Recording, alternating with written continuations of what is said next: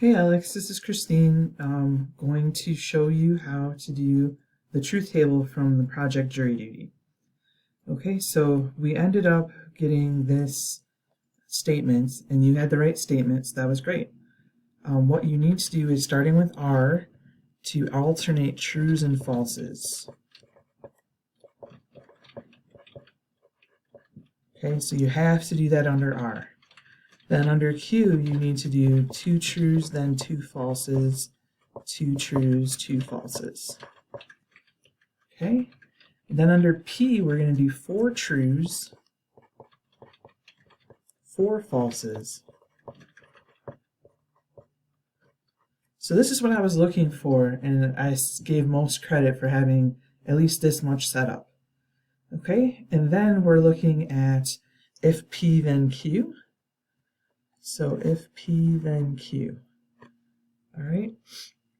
So if true, then true, the whole thing is true. True, true is a true. True, then false is false. True, then false is false. False, then true is true. False, then true is true. False, then false is true. False, then false is true. All right.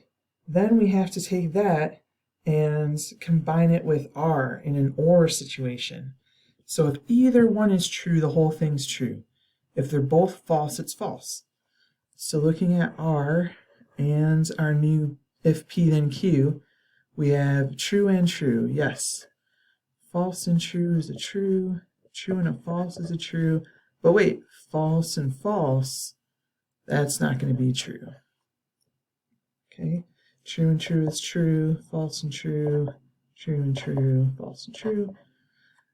So we came close to having a tautology except for this one here. Okay? So it's not a tautology, it's not an implication, it's not a self-contradiction, it's not all false. So there we go. We just know that our statement isn't always true. Hope this helps.